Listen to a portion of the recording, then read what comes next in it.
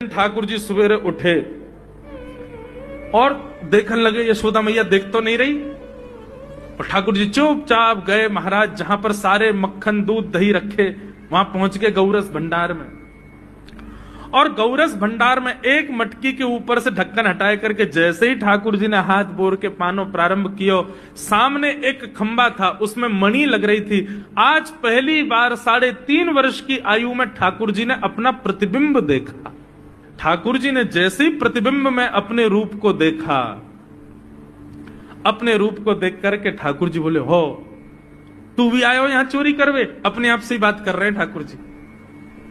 अरे मैंने कही तो हती अपने अपने घर में चोरी करनी है, तू दारी के मेरे घर में आगो चोरी करवे? ठाकुर जी अपने प्रतिबिंब से बात कर रहे हैं। अब गौरस भंडार में ठाकुर जी की आवाज गूंज रही थी और वो गूंजते हुए रसोई घर में जा रही थी। रसोई में मैया ने सुनी, बोले ये लाला कहां ते बोल लो है? उठ गयो कन्हैया, मुझको पतो भी ना चली, नूपुरन की आवाज ना आई। मैया दौड़ करके गई तो देखा ढूंढते ढूंढते गौरस भंडार में ठाकुर जी अपने प्रतिबिंब से बात कर रहे हैं। कितनी सुंदर झांकी है ठाकुर जी की। ठाकुर जी मक्खन पा रहे हैं। बोले अच्छा अब आ तो गयो है यहां पे, लेकिन सुन चुपचाप चोरी करके भाग जाइयो, मेरी मैया बहुत मारेगी तोकू।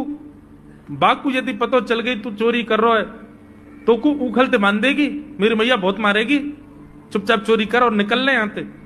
ठाकुर जी चोरी की बात कर रहे थे, यशोदा मैया ने पीछे से सुनी, लाला ओ कन्हैया।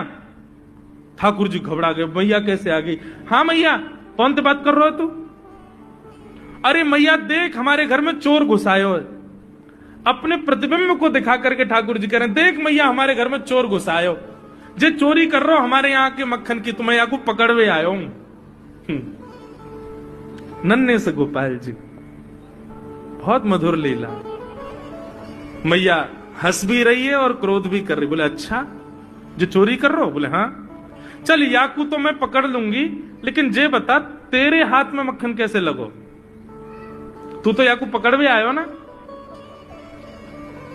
अब मैया या कि मैं कहा बताऊं, तेने मेरे हाथ में पद्म राग के ऐसे ऐसे बढ़िया कंगन पहना रखे हैं, कड़ूला पहना रखे हैं सोने के। जब मैं धूप में निकलूं ना तो धूप की किरण से मुंह को बहुत जलन है जाए हाथ में।